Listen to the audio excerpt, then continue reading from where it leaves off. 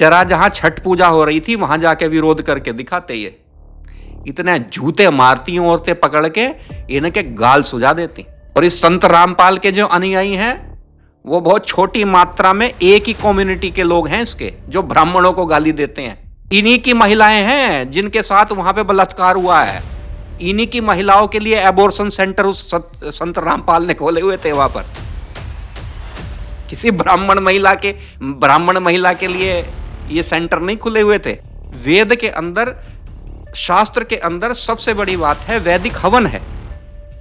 कभी संत रामपाल के आश्रम में वैदिक हवन हुआ है? कभी गायत्री के हवन हुआ है? कार्यक्रम हुआ नहीं। ये वहां पे तो अफीम का कार्यक्रम जरूर चलता है।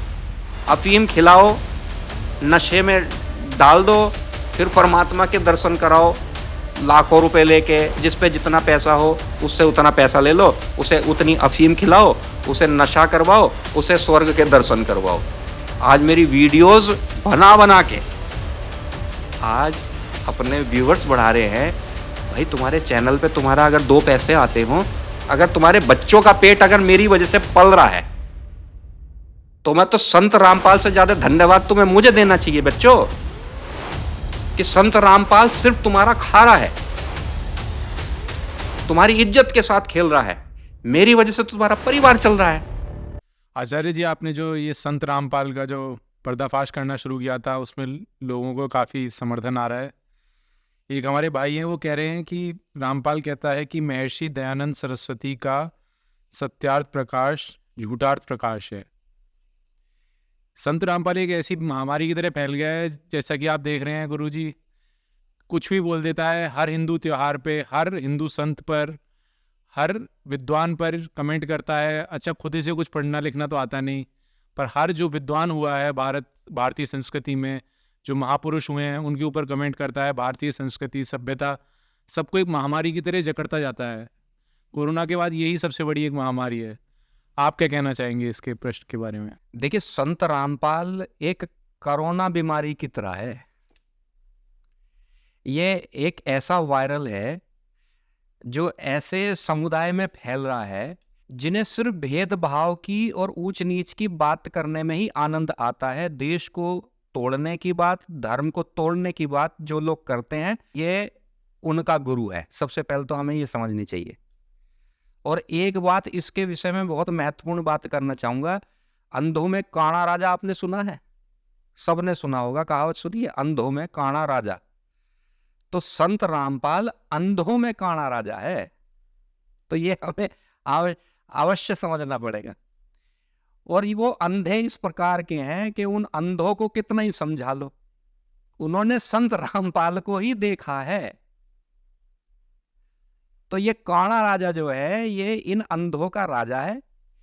ये कितना ही इनको समझा लो, लेकिन हाँ, ये जो एक हमारी जो छोटे बच्चे हैं, जो नई जनरेशन है, हमें इस पाखंडी से उनको बचाना है।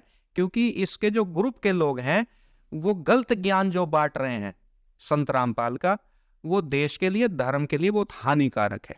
पहली बात तो मैं ये कहना चाहूंगा। दूसरी बात, ये एक हाई स्कूल करने के बाद इसने सिविल इंजीनियर में डिप्लोमा लिया हुआ है। ये खुद भी अनपढ़ है। जैसे मैंने कहा, अंधों में काणा राजा। ये बार बार इसको जो प्रचलित किया जाता है ना, ये बहुत पढ़ा लिखा है, इंजीनियर है, इंजीनियर है।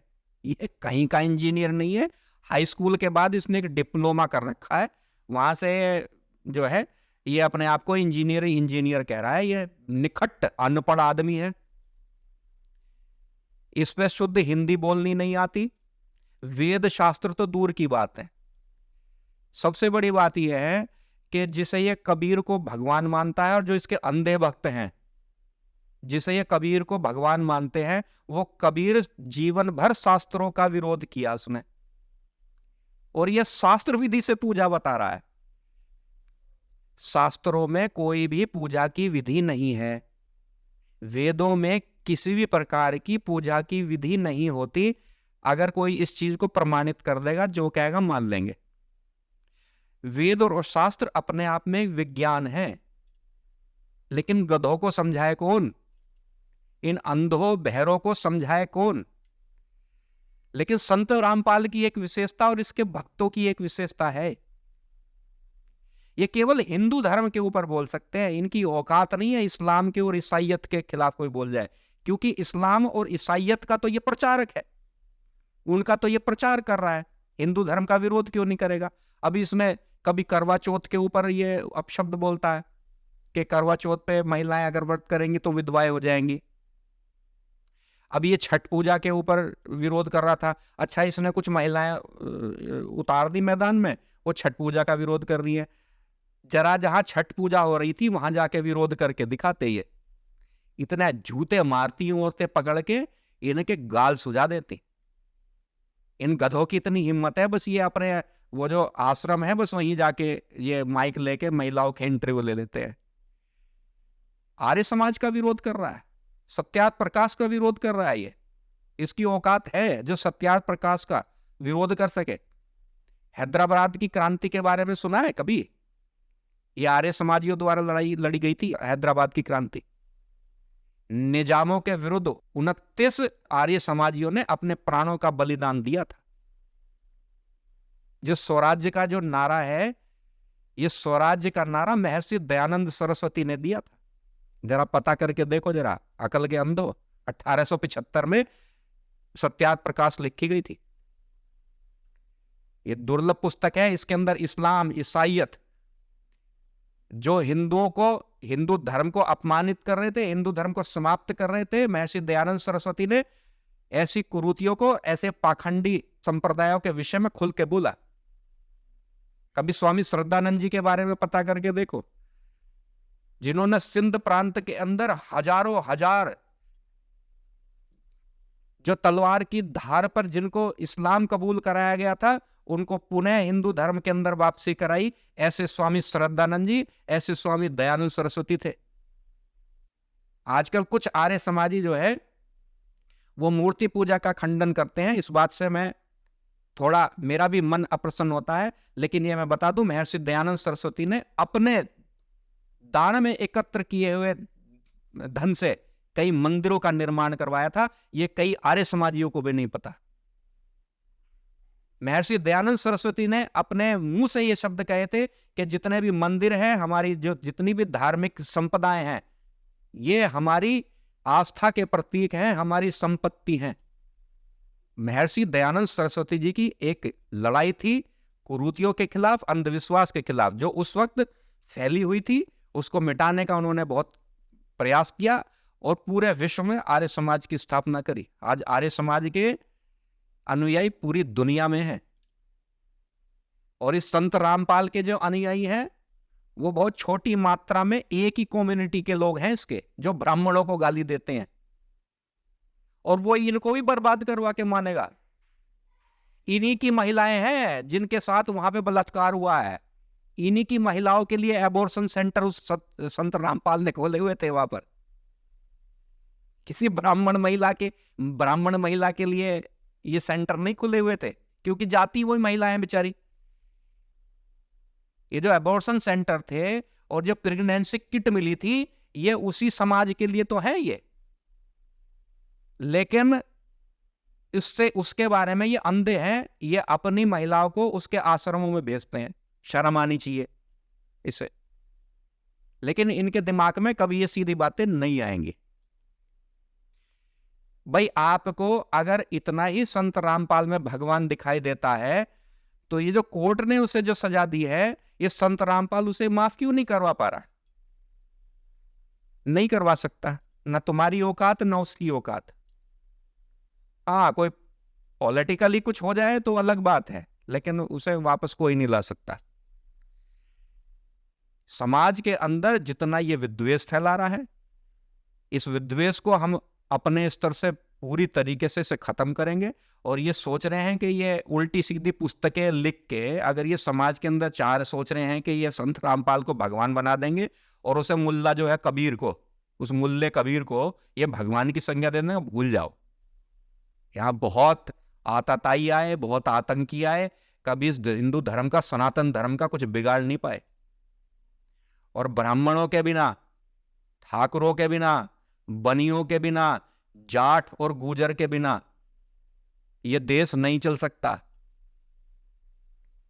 इनके बिना देश नहीं चल सकता, इनके बिना ये संस्कृति नहीं चल सकती। ना किसी जाट को वेदों से मतलब, ना किसी बनिए को मतलब, इन्हें किसी को बेचारों को ये कभी नहीं कहते। जाट हो गए, बनिए हो गए, या और कोई भी हो गया, चाहे वो हमारे कुम्हार भाई हो, प्रजापति समाज से हो, चाहे और भी जातियां हो, उन्हें किसी को मतलब नहीं है वेदों से। ये एक कम्युनिटी ऐसी है, हमें तो वेद पढ़ने हैं, हमें तो वेद पढ़ने हैं। अरे क्या करोगे, वेद पढ़ना तुम्हारा काम थोड़ी है। डॉक्टर का क्या काम होता है? डॉक्टर का काम होता है ऑपरेशन करना, मरीजों को दवाइयां देना। अब एक साधारण आदमी कहने लगे जी मुझे तो ऑपरेशन करना है साहब, मुझे तो उसका पेट काट के ऑपरेशन कर रहा है, मेरा तो मन कर रहा है, मैं भी। भैया उसके लिए तुम्हें पढ़ाई करनी पड़ेगी, उसके लिए डॉक्टर पढ़ने के लिए, डॉक्टर बनने के लिए तुम्हें पढ़ाई करनी पड़ेगी, डिग्री लेनी पड़ेगी। ब्राह्मण के पास वेद पढ़ने की डिग्री है, ब्राह्मणी कहा उसे जाता है, जो वेद पढ़ लेता है उसे ब्राह्मण कहा जाता है, वो शिक्षित हो गया, उसे ब्राह्मण कहा गया। तुम बिना डिग्री के ब्राह्मण बनना चाहते हो, शास्त्रों को जानना चाहते हो। स्कूल में 2 किताबें तुमसे पढ़ी नहीं गई, हाई स्कूल इंटर तुमसे करे नहीं गए, तुम्हारा गुरु हाई स्कूल फेल नहीं, पास कर लिया था उसने हाई स्कूल, तभी ITI करी उसने, उसके बाद आज तुम उसे इंजीनियर लिख रहे हो उसे तुम। अरे पहले अपनी किताबें पढ़ो, पुस्तकें पढ़ो, अपने बच्चों को पहले अपना जो है वो पढ़ाई करो, ये बहुत ऊंची चीज है। वेद पढ़ना, शास्त्र पढ़ना इतना आसान नहीं है। और मैं तुम्हें बता दूं मूर्खों, वेद और शास्त्रों में पूजा विधि नहीं है। और वेद शास्त्र के बाद जो हमारी प्राचीन सभ्यताएं हैं, संस्कार हैं, जो हमारी प्राचीन पद्धतियां चलती आ रही हैं, परिवार और समाज की जो मान्यताएं हैं, उन्हें वो वेदों से भिन्न प्रकार से हैं। वो समाज का जो हिंदू और सनातन धर्म की जो प्राचीन मान्यताएं हैं, वो वेदों से अलग है।